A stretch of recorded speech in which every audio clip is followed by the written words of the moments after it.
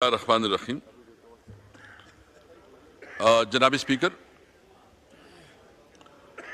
सबसे पहले तो मैं अपनी बात शुरू करने से पहले एक गिला कह दे, एक कंप्लेंट कह दे कि कल हमारे अपोजिशन लीडर ने और दीगर जो हमारे लीडर हजरात ने तकरीर की थी, अभी तक जो है ना वो मीडिया पे चले हैं। और दूसरा ये है कि मुझे शिकायत आई है कि उसमें बहुत ज़्यादा अली मोहम्मद साहब ने जो कहा है कि उसमें बहुत कट फेस किया गया है। और मैं भी किसी वक्त इस चेयर पे रहा हूँ, मैंने जब एक्सपंज के अलावा कोई लफ्ज़ किस्सा नहीं किया है। तो मैं आपसे रूलिंग चाहूँगा, हम कोई ऐसी बात नहीं करेंगे, हम ज़रूर ये करेंगे कि चाहूँगा कि हमें भी इक्वल अपॉर्चुनिटी मिले कि अगर इधर आपका लायो चलता मिलेगी। मुझे अली मोहम्मद साहब का मैसेज आया था सुबह, मैंने सुबह ही चेक कराया, उसमें थी कुछ जो मैंने वापस करवा दी है। जी इंशाल्लाह आपकी जाएगी। तो दूसरी बात ये कि और इस तरह उमर अयूब साहब की भी है, तो मैं ये ऑन रिकॉर्ड लाना चाहता था कि इस असेंबली का और इस पार्लियामेंट का एक डेकोरम है, एक प्रेस्टीज है। इसके जो पार्लियामेंटेरियन हैं, जो एमएनएस हैं, इनके प्रिविलेजेस हैं।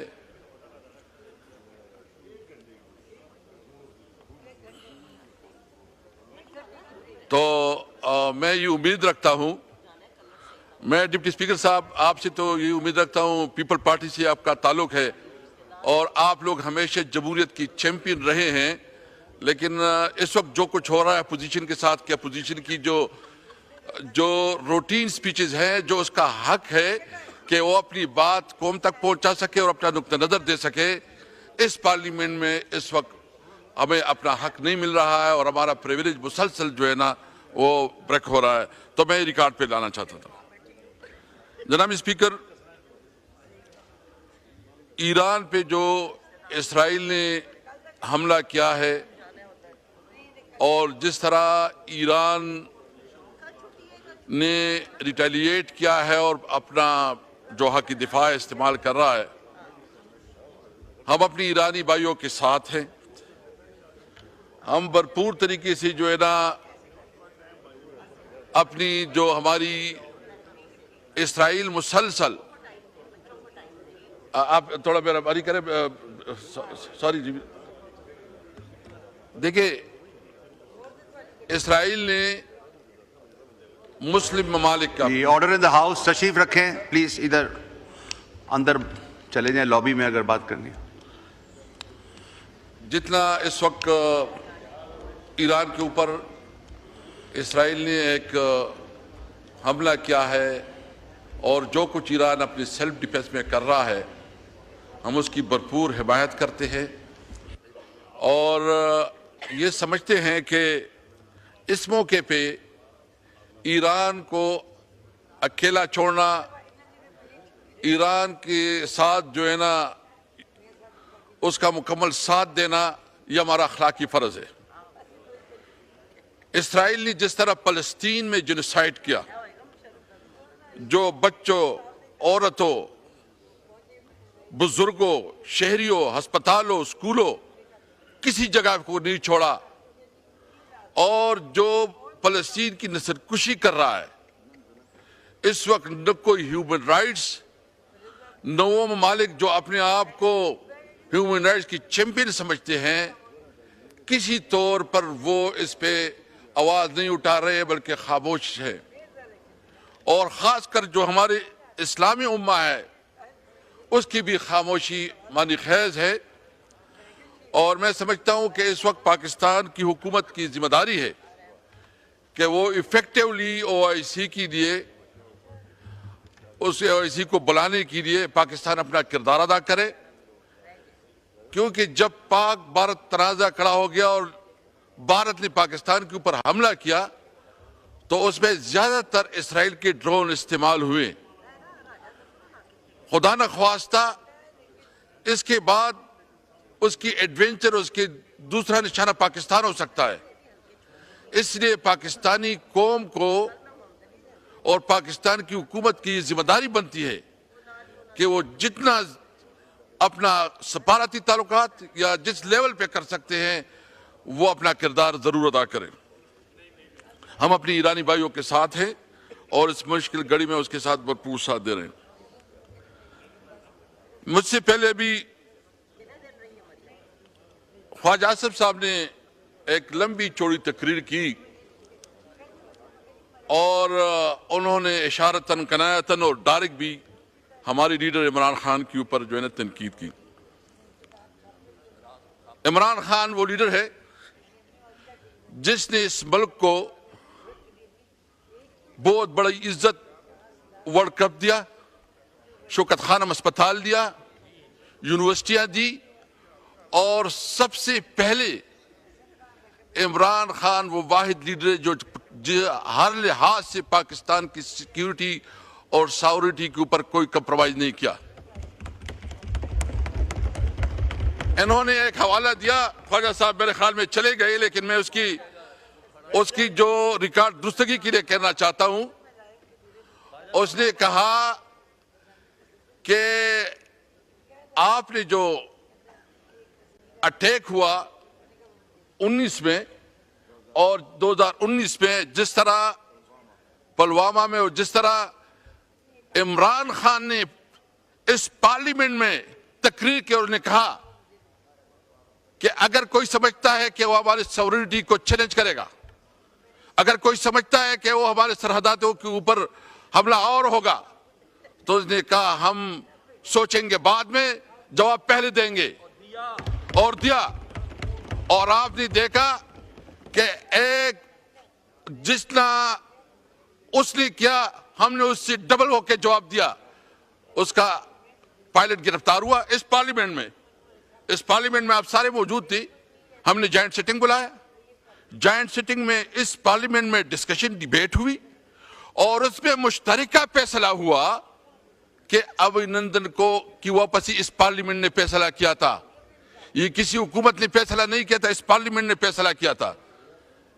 हमने तमाम मामलात में इस पार्लियामेंट को इज्जत दी। अभी क्या सूरत हाल है?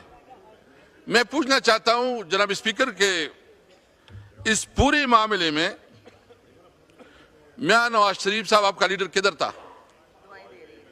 क्या उसकी कोई एक स्टेटमेंट आई है? क्या उसने कोई मजम्मत की है? इमरान खान इस हुकूमत की जबर और जुल्म की वजह से जेल में है, लेकिन इसके बावजूद उसने जो स्टेटमेंट दिया, ट्वीट किया, उसने अपनी कौम की नुमाइंदगी की और किसी भी तौर पर अपने मुल्क के सॉवरेनिटी पे कंप्रोमाइज नहीं किया। उसने ये बहाना नहीं बनाया कि मेरे साथ क्या हो रहा है। इसके बावजूद कि उसके साथ जो जुल्म हो रहा है, उसके साथ जो नारवा सलूक हो रहा है। ख्वाजा साहब कहते हैं कि तुम जो है ना एक शख्स के इर्द गिर्द जो है ना आगे पीछे हो रहे हो। ख्वाजा साहब आपने तो एक पूरा नस्ल तैयार किया हुआ है। अभी मियां नवाज शरीफ, मियां शहबाज शरीफ, मियां हमजा शरीफ और मैडम मरियम नवाज, और इसके बाद उसकी जुनैद, मेरे ख्याल में कोई जुनैद सब तरह के क्या है वो भी तैयार हो रहा है। माशाल्लाह एक नस्ल तैयार हो रहा है। आप इससे कोई लीडर नहीं बनेगा, आप फिक्र ना करें। आप सिर्फ डेस्क बजाने वाले होंगे। तहरीक इंसाफ में बैरिस्टर गौर चेयरमैन बन जाता है। तहरीक इंसाफ में उमर अयूब अपोजिशन लीडर बन जाता है। तुम्हारे किस्मत में ये नहीं है, तुमने सिर्फ तालियां बजानी है और डेस्क बजाने हैं। तुम्हारे पास और कोई रास्ता नहीं है। मैं ख्वाजा साहब, आपने माशाल्लाह बहुत जानदार तकरीर की, लेकिन आपकी एक तकरीर पुरानी भी है। अब मुझे दे दे थोड़ा वो एक पुरानी तकरीर में उसकी सुनाना चाहता हूं। बजट में इस वक्त इनकी एलोकेशन हुई है, उनके ऊपर इनका हक नहीं बनता, लेकिन आज भी ये पूरी इम्प्यूनिटी के साथ अपना सीना चौड़ा करके डिफेंस साहब ये चलाना मुनासिब नहीं है। मैं सिर्फ आप तकरीर में बात कर लें। ये आपका पुराना, क्या ये वही ख्वाजा आसिफ है जो अभी बोल रहा था? ये वही ख्वाजा आसिफ है? तुम हमें बताओगे कि देखे हमारे लीडर इमरान खान ने हमारे लीडर इमरान खान ने वाज़ेह कहा था कि ये मुल्क भी मेरी है, ये फौज भी मेरी है। हम अपने मुल्क के इदारों पे, अपनी फौज पे फख्र करते हैं, हम हमेशा अपने फौज के साथ है। लेकिन इसका मतलब नहीं कि आपके पास कोई शर्म और कया है, कोई शर्म है। आप इस वक्त जिस इस सीट पे बैठे हैं, क्या आप इस सीट को आवाम ने आपको दिया है? पारम 47 के पैदावार इधर पे आपको ज़मीर मलामत नहीं करता, आपके अंदर कोई शर्म और हया नहीं आती। और आप पूरी लाहौर में सिर्फ 2 सीटें मुस्लिम लीग जीती है, टोटल 17 सीटों के मालिक है। और चोरी और किसको कहती है? तुमने तो मैंडेट चोरी क्या है? और तू जो तनख्वाह ले रहा है, हराम तनख्वाह ले रहा है, और तू जो प्रिविलेज ले रहा है, हराम प्रिविलेज ले रहा है। तुम जो कानून सारे ये फिर कहते हैं कि तुम सब कुछ एक लीडर के इर्द गिर्द कर रहे हो। जनाब स्पीकर, मैं पूछना चाहता हूं, 26वीं आईनी तरमीम किस लिए पास की गई? 26वीं आईनी तरमीम इसलिए पास की गई कि इमरान खान को कैसे फंसाया जाए। मुझे बताएं, कभी ऐसा हुआ है कि अदालत बात जाती है, अदालत को ताले लग जाते हैं इमरान खान की जमानत के लिए? कभी ऐसा हुआ है कि अदालत इंसाफ देने से उसके ऊपर जो है ना, हुकूमत अदालतों को मैनेज करती है? यानी इस पार्लियामेंट में जो कुछ हुआ, शायद इस पार्लियामेंट की हैसियत को मजलिस शूरा से भी कमजोर कर दिया गया। पार्लियामेंट पे कभी इस तरह हुआ है कि तकरीर होती है, वहां से कोई एक अनपढ़ जो शायद आप उसको कह के दरखास्त लिख के, वो दरखास्त नहीं लिखेगा, लेकिन वो यहां बैठ के अपोजिशन लीडर और एमएनएस की प्रिविलेज को तोड़ा ब्रेक कर रहा है और उसकी तकरीरों को काट रहा है। इस पार्लियामेंट की हैसियत क्या रही? किधर ये पार्लियामेंट रही है? और मुझे पता है कि हमारी कोई बात जो है ना, न मीडिया में आएगा, कोई आएगा, लेकिन इस तरह ये हुकूमत है, ये पार्लियामेंट नहीं चला करती जनाब स्पीकर। और एक बात हम वाज़ेह करना चाहते हैं, हम किसी सूरत में, ये तो लाइव जा रही है। शुक्र है कि बिलाखिर ये चली गई लाइव।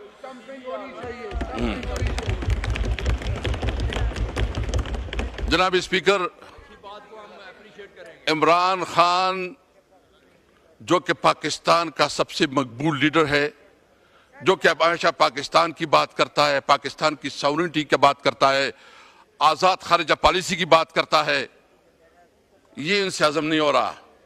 आप जितना करे जुल्म करे, जितना तुम्हारा बस चले चलाओ, गोली चलाते हो, जेल भेजते हो, जो कुछ करना चाहते हो करो, हम डट के खड़े रहे इंशाअल्लाह इमरान खान के साथ।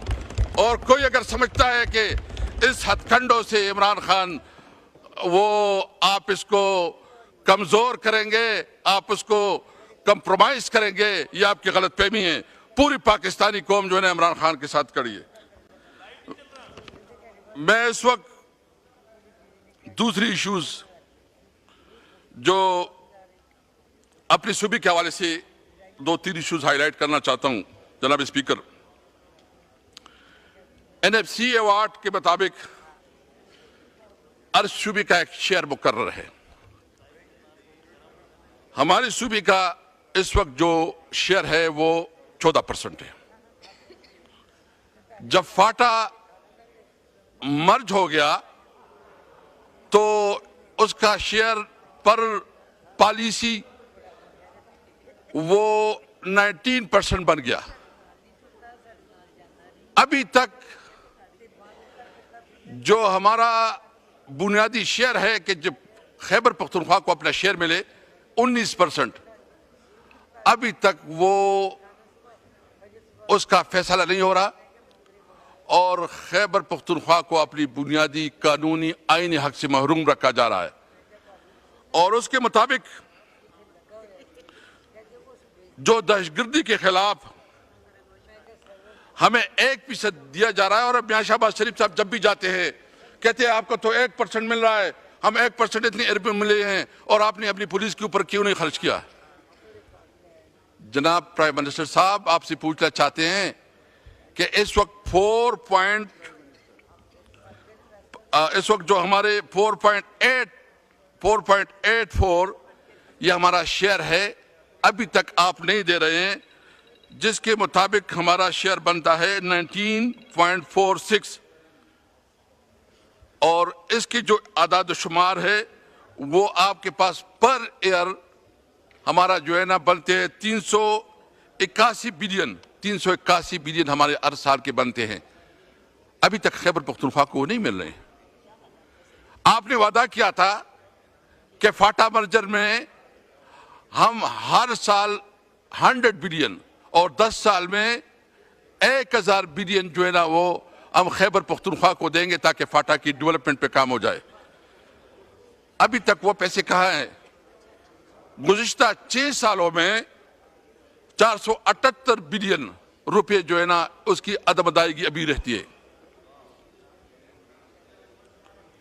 इसके अलावा पीएचडीपी में जो इन्होंने शेयर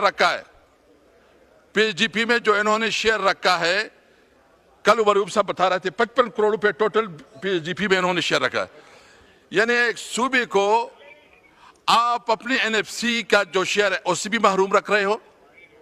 जो 3% कमिटमेंट की गई थी कि तमाम सूबे 3% शेयर देंगे और वफाक देगा 3%, अभी तक सिर्फ खैबर पख्तूनख्वा अपना 3% दे रहे हैं, बाकी कोई सूबा और वफाक अपना शेयर नहीं दे रहा। आप एनएफसी में हमारा ड्यू शेयर नहीं दे रहे, आप जो कमिटमेंट है 3% वो पूरा नहीं कर रहे हैं।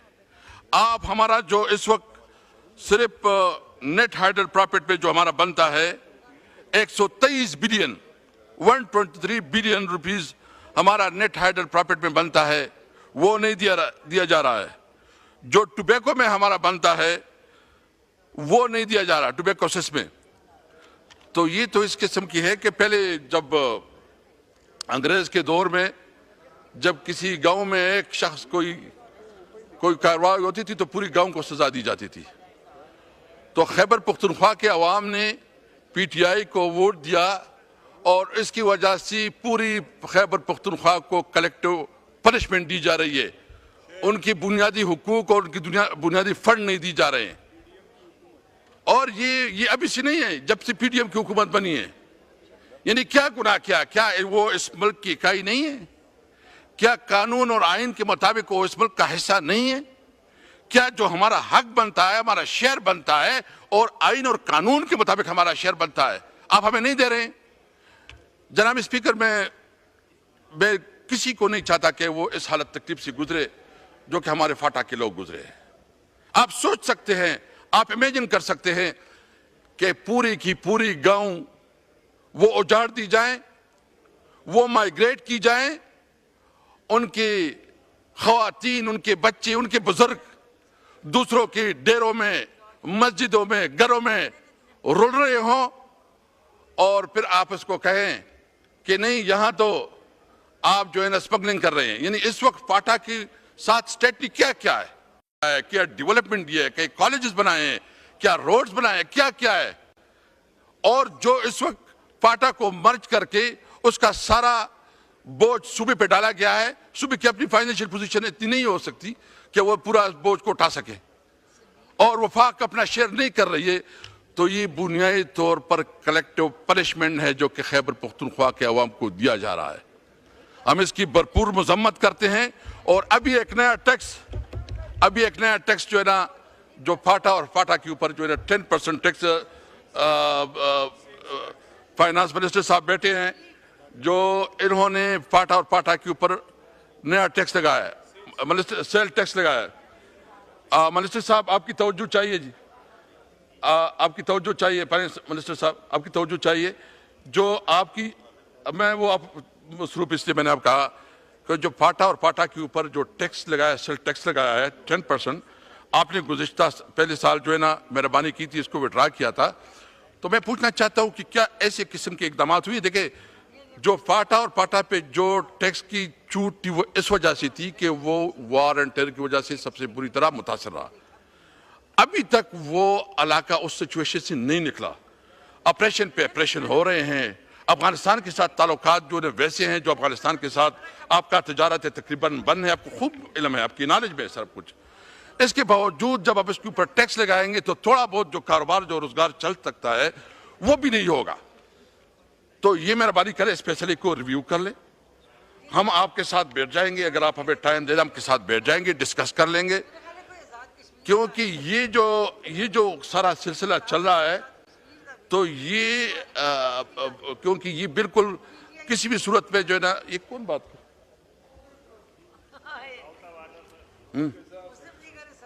देखा, तो ये जो है ना, ये आप मेहरबानी करें, क्योंकि ये मुमकिन नहीं है कि इस सूरत हाल में फाटा के अवाम जो है ना इस टैक्स को वो पे कर सके।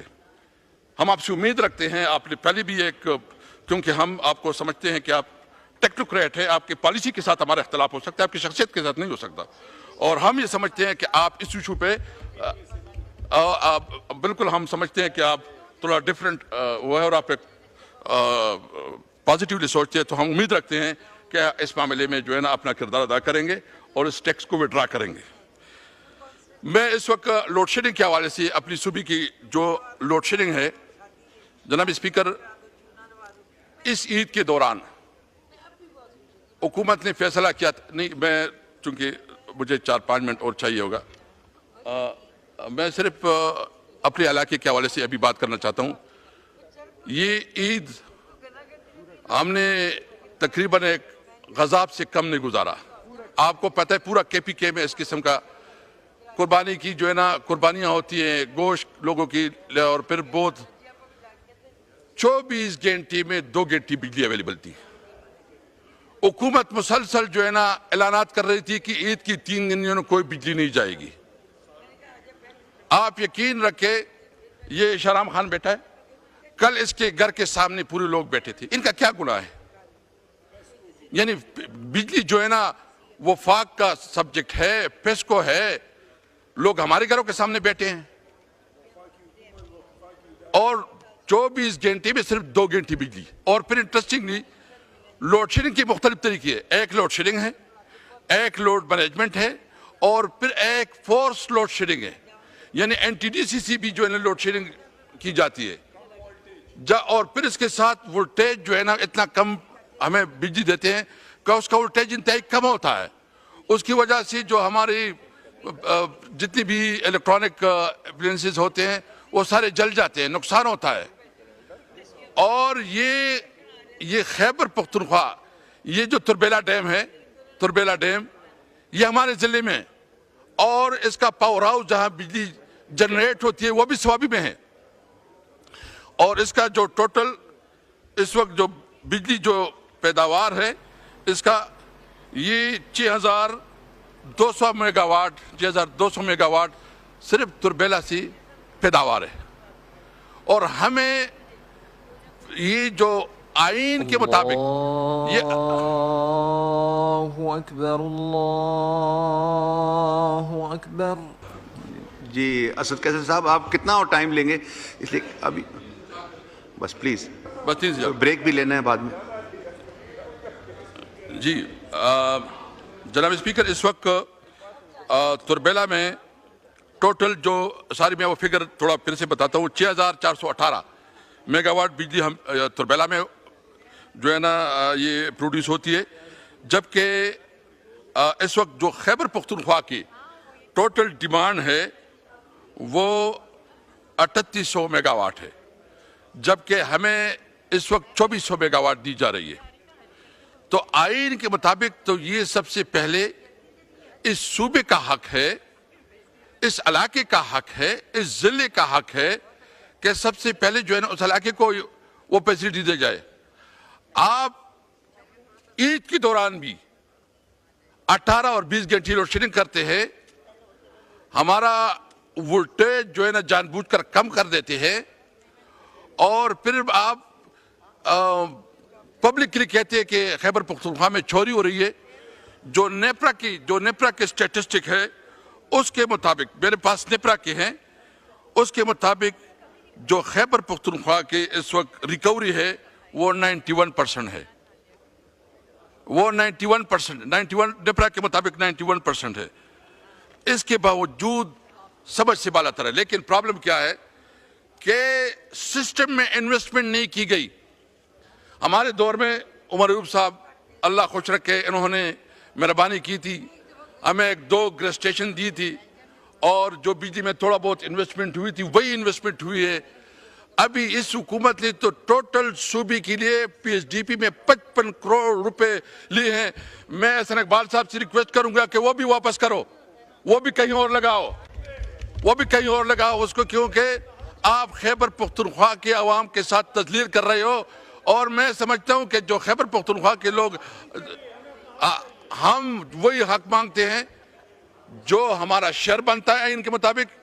जो शेयर पंजाब, सिंध और दीगर सूबों का है, खैबर पख्तूनख्वा को अपना हिस्सा दी जाए जो कि आइन और कानून के मुताबिक जिसके साथ कमिटमेंट की गई थी।